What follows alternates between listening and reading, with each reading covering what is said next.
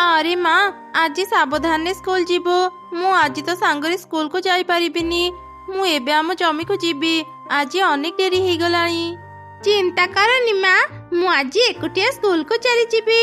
माँ आज तुम संध्यारे घर को फेरिया बेले मो पाई गोटे तरबुज आनीदेव मोर आज तरबुज खाइबा को भारी इच्छा होची। आम तरबुज ए जाए पाचिनी रे माँ आउ किछि दिन अपेक्षा कर थरे तरबुज पाची गले से सब खाइबा को भारी मीठा लागिबो तो सेते बेले मन भरी खाई परिबो। अच्छा ठीक अच्छी माँ। तापरी कोनी चढ़ी स्कूल को गला तार माँ जमी को गला। प्रतिवर्ष से आउ काउ तांको जमी रे तरबुज चाष करुथिले। ए कौन काउ भाई तुमे कंचा तरबुज गुड़ा तोलुच कौन भाई ए सब तो ए जाए पाचिनी। चढ़ी तू मते आउ बेसी ज्ञान देबाको आसनी जानिचु एबे बजार रे तरबुजर दाम केते। एबे जदि बजार रे तरबुज बिक्री करिबु बहुत टंका लाभ पाइबु पछरे जदि तरबुज सस्ता होला परे बिक्री करिबु तू क्षति रे पड़िबु। लाभ आशारे तुमे कंचा तरबुज नहीं एबे बजार रे बिक्री करिबो। सतरे चढ़ी तू केते बोका तू जदि चालाक न हेबु व्यवसाय करिबु केमिति। एथि पाई तू माटी घरे रहुचु आउ मु 2 महला घरे रहुची। काऊ भाई मो सारा जीवन माटी घरे रहिबी पछे असत भाबरे व्यवसाय करी काहर क्षति करिबिनी। एमिति कही चढ़े निज जमी को जाई काम कला। काऊ ता जमीर सबु तरबुज तोली निज घर को नहीं गला। राति रे से सबु तरबुज को लाल करिया पाई औषध मिसेला। एबे सबु तरबुज रे मु एमिति औषध मिसेइची सकाळे तरबुज भितरटी पूरा पूरी लाल हेई जिवो खाइबाकू भी अनेक मीठा लागिबो केही भी जानि परिबेनी ए सबु केमिकल दिया तरबुज। भारी निद लागिलानी जाए एबे सोइबी। एमिति कही काऊ सोइबाकू चली गला। परदिन सकाळे तार सबु तरबुज पाची जाइथिला। से सबु धरी बाजार को गला आउ बिक्री कला। लाल तरबुज देखी अनेक चढ़ी ता पाखरु तरबुज किनिले। अल्प किछि दिन रे ही काऊ अनेक टंका रोजगार कला। बापा बापा आम घरे तो अनेक तरबुज अछि आज मोर तरबुज खाइबा को भारी इच्छा होची मते सेथिरु गोटे दियो ना बापा। अरे नाइ रे माँ से सबु तरबुज बिक्री करिया पई खाइबा पई नुह तू आउ कोन खाइबु कह मु आनी देबी। नाई बापा मोर केवल तरबुज खाइबा को इच्छा होची मते तरबुज दियो नहले मो किछि खाइबिनी। मु तते थरे मना कली ना एमिति जिद करूछु काहीकि तू आम तरबुज केबे भी खाइबुनी। ठीक अछि बापा आउ रागनी मु आम तरबुज केबे भी खाइबिनी। अरे माँ मन दुख करनी तते नुआ जोता पिंधिबाको भारी भल लागे ना मु काली तो पई सहरर नुआ जोता आउ किछि मिठा आनी देबी। एमिति कही काऊ परदिन सहर ता झियो पाई नुआ जोता आनीदेला। काऊ छुआ खुशी रे से जोता पिंधि स्कूल को गला। आरी सांग तो नुआ जोता बहुत सुंदर हेची। हाँ हबनी केमिति मो बापा सहर रे मो पाई जोता आनी देचंती किंतु कुन्नी तू कोन आज भी खाली पादरी स्कूल को आसीचु। सतरी तो मां बहुत कंजूस से तते गोटे भी जोता किनी देउ नाहंती। चुप कर मो मां को नारी एमिति कहनी नहले मु तो सह सांग हेबिनी।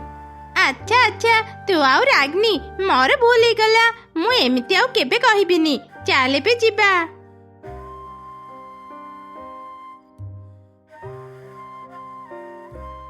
माँ माँ आज मोर जन्मदिन मु जाउची मो सांग माने को डाकी आनिबी तापरे केक काटिबी।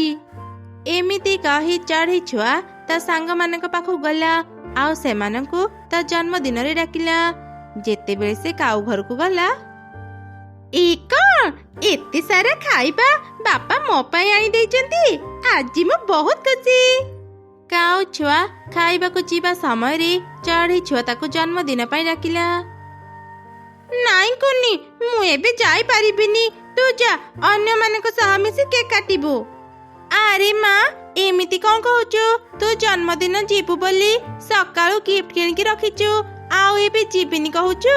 कोनी केते खुशी रे तते डाकिबा को आसीची ତୁ ଏବେ ତା ସାଙ୍ଗରେ ନଗଲେ ତା ମନ ଦୁଃଖ ହେଇଯିବନି?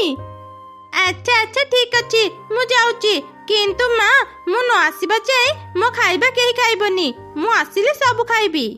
ହଁ ହଁ, ତ ଖାଇବା କେହି ଖାଇବିନି। ତୁ ଏବେ ଯା। ଆରେ ମା କୁନି, କଣ ହେଲା? କଣ ଦେଖୁଛୁ? ତୁ କିଛି କହିବୁ? ନାଇଁ ଆଣ୍ଟି, ସେମିତି କିଛି ନୁହଁ। ଇଏ ମାନେ ଏ ସବୁ ତରଭୁଜ ବହୁତ ବଡ଼ ବଡ଼। ଅନେକ ଦିନରୁ ମୁଁ ମାଙ୍କୁ ତରଭୁଜ ଆଣିବାକୁ କହୁଛି, ହେଲେ ମା ଆଣି ଦେଉନାହାନ୍ତି। ଖାଲି କହୁଛନ୍ତି ଆମ ଜମିର ତରଭୁଜ ଏଯାଏଁ ପାଚିନି। ଓ ଏଇ କଥା। ତୁ ମନ ଦୁଃଖ କରନି, ମୁଁ ତତେ ଗୋଟେ ତରଭୁଜ ଆଣି ଦେଉଛି। ତୁ ଘରକୁ ନେଇ ମନ ଭରି ଖାଇବୁ।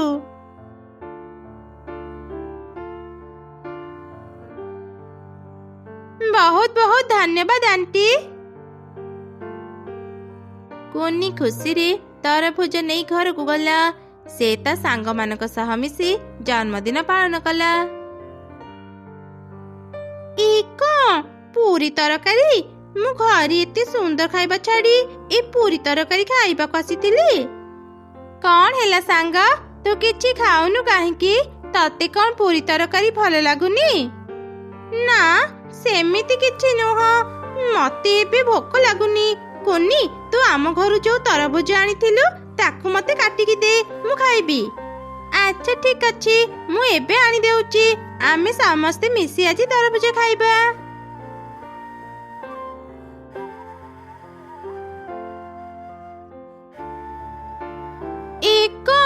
ତୁ ତ ସବୁ ତରଭୁଜ ଏକା ହିଁ ଖାଇଦେଲୁ। ଆମ ପାଇଁ ଗୋଟେ ବି ରଖିଲୁନି। ଖାଇଦେଲି ତ କଣ ହେଇଗଲା? ତରଭୁଜ ତୁ ଆମ ଘରୁ ଆଣିଥିଲୁ। ମତେ ଏବେ ଆଉ ଭୋକ ଲାଗୁନି, ମୁଁ ଘରକୁ ଯାଉଛି।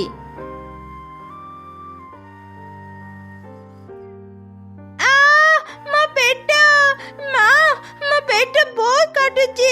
କିଛି କର ମା। ହଠାତ୍ ତୋର କଣ ହେଲା ରେ ମା?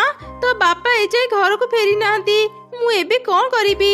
ହଁ, ମୁଁ ଚଢ଼େଇ ପାଖକୁ ଯାଏ, ସେ ମତେ ନିଶ୍ଚୟ ସାହାଯ୍ୟ କରିବ। ଏମିତି ମା କାଉ ଚଢ଼େଇ ପାଖକୁ ଗଲା ଆଉ ତାକୁ ସାହାଯ୍ୟ ମାଗିଲା। କାଉ ଭଉଣୀ, ଧୈର୍ଯ୍ୟ ଧର। ତୁମେ ଯାଅ, ଝିଅ ପାଖରେ ଥାଅ। ମୁଁ ଏବେ ଡାକ୍ତରଙ୍କୁ ଧରି ତୁମ ଘରକୁ ଯାଉଛି।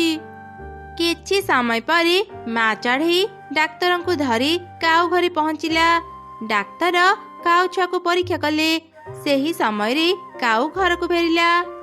ଏ କଣ ଡାକ୍ତର ମୋ ଘରକୁ କାହିଁକି ଆସିଛନ୍ତି? କଣ ହେଇଛି ମୋ ଝିଅର? ଅତ୍ୟଧିକ କେମିକାଲ ଖାଇବା ଯୋଗୁଁ ତୁମ ଝିଅର ପେଟ କାଟୁଛି। ସେ ଆଜି କଣ ଖାଇଥିଲା? ସେ ଆଜି ଘରେ କିଛି ବି ଖାଇନି ଡାକ୍ତର ବାବୁ। ସେ ଆଜି କୁନିର ଜନ୍ମଦିନ ଯାଇଥିଲା, ସେଇଠି ଯାହା ଖାଇଛି। ଚଢ଼େଇ, ତୁ ସତ ସତ କହ, ତୁ ଆଜି ମୋ ଝିଅକୁ କଣ ଖାଇବାକୁ ଦେଇଥିଲୁ? ନା ନା କାଉ ଭାଇ, ଆଜି ତୁମ ଝିଅ ଆମ ଘରେ କିଛି ବି ଖାଇନି। ହଁ, ମୋ ମା ଠିକ କହୁଛନ୍ତି। ଚିକି ଆଜି ଆମ ଘରେ କିଛି ବି ଖାଇନି। ମୁଁ ଆଜି ତୁମ ଘରୁ ଯୋଉ ତରଭୁଜ ନେଇଥିଲି, ସେ ଆଜି ଏକା ହିଁ ସେ ତରଭୁଜ ଖାଇଛି। ଏ କଣ କହୁଛୁ? ମୋ ଝିଅ ତରଭୁଜ ଖାଇଛି? ଏ ସବୁ କଣ ହେଇଗଲା?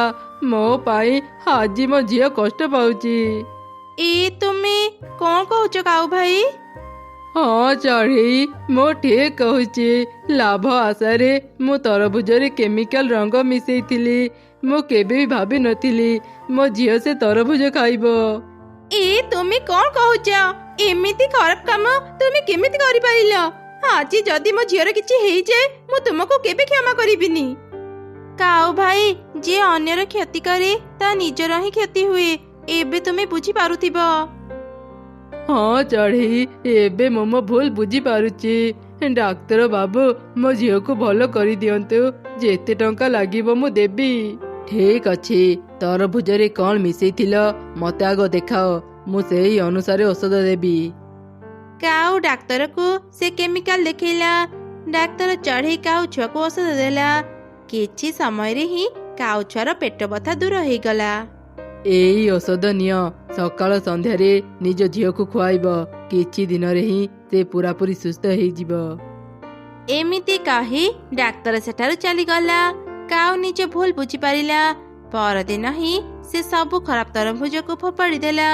ସେ ପୁଣି ଥରେ ଚାଷ କଲା। ଏମିତି ସେ ପୁରାପୁରି ବଦଳିଗଲା। ସେ ଆଉ କାହାର ବି କ୍ଷତି କଲା ନାହିଁ।